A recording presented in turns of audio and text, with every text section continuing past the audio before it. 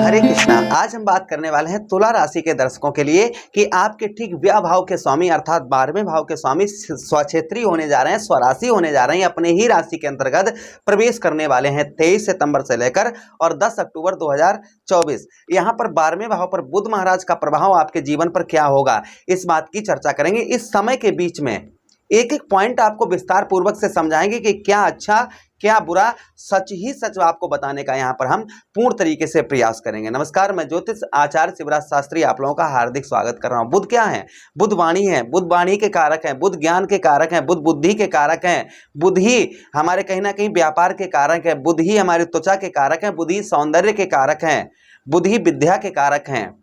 तो बुध महाराज आपके शरीर के अंदर जितनी भी नसें आपके चल रही हैं, ये कौन है? ये बुध है। जितने भी पक्षी आपको संसार में दिखाई दे रहे हैं, ये कौन है? ये बुध हैं। जितने भी छोटे छोटे बालक आपको नजर आते हैं, ये क्या है? ये बुध हैं।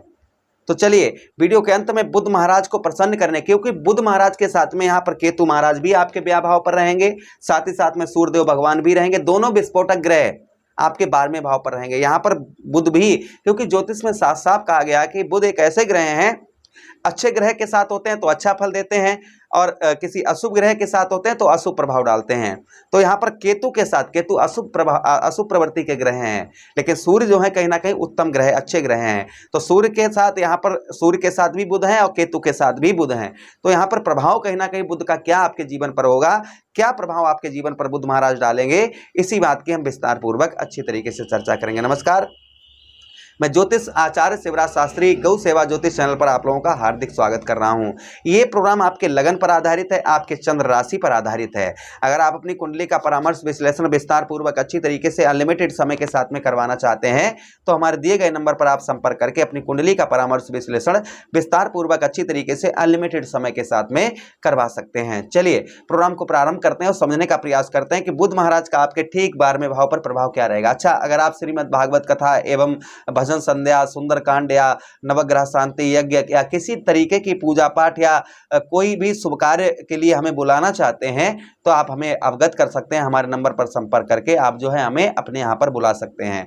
चलिए प्रोग्राम को प्रारंभ करते हैं और समझने का प्रयास करते हैं कि बुध महाराज का आपके व्यय भाव अर्थात 12वें भाव पर प्रभाव क्या रहेगा। देखिए, आपके 12वें भाव पर यहाँ पर प्रभाव बुध महाराज का, यहाँ पर व्यय अर्थात आपका व्यर्थ का खर्च यहाँ पर आपका हो सकता है। खर्च, देखिए जब हम किसी चीज में खर्च करते हैं और हमें दिखाई देता है कि हमारा पैसा यहाँ पर खर्च हो रहा है तो उसे हम व्यय खर्च नहीं बोलते हैं, क्योंकि वो हमें दिखाई पड़ता है और हमने खर्च किया वहाँ पर, तो वो हमारा व्यर्थ का खर्च नहीं होता है।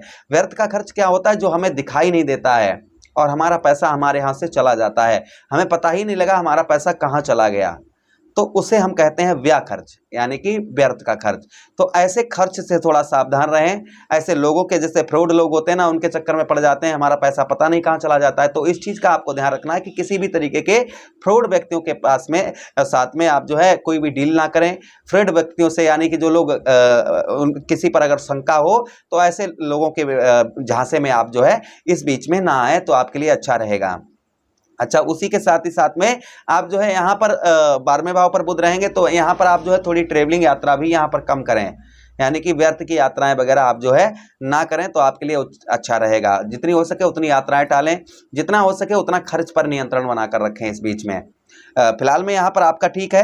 12वें भाव पर यहाँ पर आपके बाहरी स्थानों से, जैसे आप विदेश में हैं या आपके घर में कोई विदेश में है या फिर आप अपने घर से बाहर रहते हैं तो आपको अच्छा लाभ देखने को यहाँ पर बुध महाराज का यहाँ पर आपको मिलेगा। यानी घर से अगर बाहर आप हैं तो बुध महाराज का प्रभाव यहाँ पर उत्तम अच्छा, फिलहाल में अस्त अवस्था में रहेंगे, प्रभाव डालेंगे लेकिन थोड़ा कम प्रभाव होगा। अच्छा, उसी के साथ ही साथ शत्रु पक्ष से, यानी कि आपके दुश्मनों से थोड़ा सा आपको परेशानियों का सामना करना पड़ सकता है, इसलिए शत्रुओं से थोड़ा सा आप जो है सावधान रहें, इस चीज़ का भी ध्यान रखें। उसी के साथ ही साथ आप अपना काम जो है, जो भी आप कार्य करते हैं, शत्रुओं की परेशानी रहते हुए भी आप अपने कार्य पर ध्यान रखेंगे और आप अपने कार्य को संपूर्ण कर भी पाएंगे इस बीच के बीच में। अच्छा, उसी के साथ ही साथ यहाँ पर पत्नी का, आपकी भार्या का, पत्नी का यहाँ पर आपको भरपूर यहाँ पर सहयोग आपको प्राप्त होगा, क्योंकि यही बुध आपके भाग्येश भी बनते हैं, आपके भाग्य के स्वामी भी बुध महाराज बनते हैं आपके। तो कहीं ना कहीं पत्नी का भी सहयोग यहाँ पर आपको इस बीच के समय में आपको उत्तम अच्छा मिलता हुआ नजर आएगा। थोड़ा आलसपन भी आपको सता सकता है, थोड़ा एनर्जी जो है थोड़ा डाउन आपकी रह सकती है। तो यहाँ पर आपको आलसपन नहीं करना है, इस चीज का भी बेहद ध्यान रखना है। आलसपन, किसी भी प्रकार का आलसपन आप ना करें, तो आपके लिए बेहद अच्छा रहेगा। बुध महाराज के पास एक दृष्टि है, सप्तम दृष्टि। सप्तम दृष्टि बुध महाराज की आपके कौन से भाव पर पड़ेगी? आपके ठीक षष्ठम भाव पर पड़ेगी। षष्ठम भाव पर यहाँ पर बुध महाराज का प्रभाव क्या रहेगा? यहाँ पर आपको व्यर्थ के झंझटों से, या जहाँ पर लड़ाई झगड़ा या कुछ भी ऐसा माहौल चल रहा है, आप उस बीच में ना पड़ें। किसी का लड़ाई झगड़ा चल रहा है, कुछ भी चल रहा है, तो आप उसमें बीच बचाव बचाने का करने का प्रयास ना करें और वहां पर जाने का प्रयास ना करें। जो हो रहा है उसको होने दें, आप अपने कार्य पर ध्यान रखें। किसी भी झंझटों में आपको किसी भी प्रकार से नहीं पड़ना है, किसी भी कैसी भी झंझट हो, आपको झंझटों में यहाँ पर आपको नहीं पड़ना है। अच्छा, उसी के साथ ही साथ आगे हम बात करते हैं हम बात करते हैं कि यहाँ पर आप बता रहे हैं वही चीज कि झंझटों के माहौल से आप दूर रहें। पिता के व्यवसाय में आपको अच्छा लाभ देखने को मिलेगा, यानी कि जो आपके पिताजी व्यवसाय करते हैं, उस व्यवसाय आप करेंगे तो उस व्यवसाय में आपको कहीं ना कहीं उत्तम अच्छा लाभ देखने को मिलेगा। अच्छा, उसी के साथ ही साथ आगे हम बात करते हैं आपके षष्ठम भाव पर बुध महाराज का यहाँ पर प्रभाव। कहीं ना कहीं आपको शत्रुओं से थोड़ा सा आपको बचकर रहना पड़ेगा इस बीच में।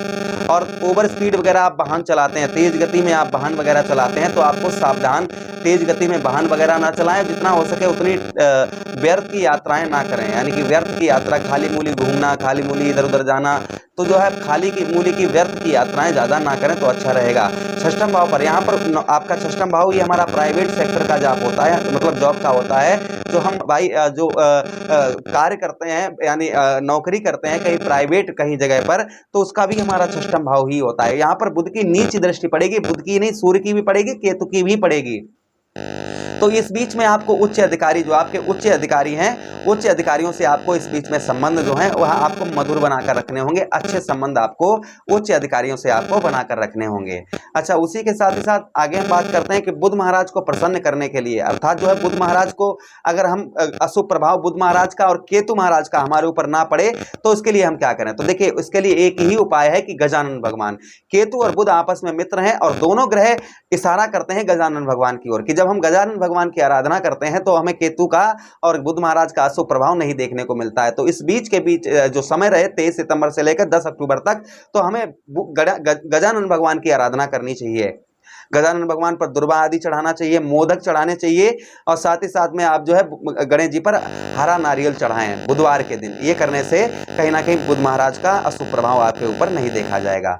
अच्छा, उसके अलावा भी आप उपाय कर सकते हैं, जैसे गौ मैया को आप हरा चारा दें बुधवार के दिन, इससे भी बुध महाराज उत्तम अच्छा फल देते हैं। आप जो है किन्नर को हरी चूड़ी हरे वस्त्र दान करें, दान दक्षिणा कुछ दें, उनसे आशीर्वाद लें, इससे भी बुध महाराज उत्तम अच्छा फल देते हैं। उसी के साथ ही साथ आप जो है बहन बेटी बुआ की सेवा करें, इससे भी बुध महाराज अच्छा फल देते हैं। उसी के साथ और भी बहुत सारे उपाय हैं, जैसे आप छोटे छोटे बच्चों को पुस्तकों का दान करें, इससे भी बुध महाराज अच्छा फल देते हैं। तो ये कुछ उपाय हैं, जो आपको अच्छे लगें वह उपाय कर लें, जिससे बुध महाराज का सुप्रभाव कुछ भी आपके ऊपर नहीं पड़ेगा। आशा करते हैं प्रोग्राम बहुत अच्छा लगा होगा।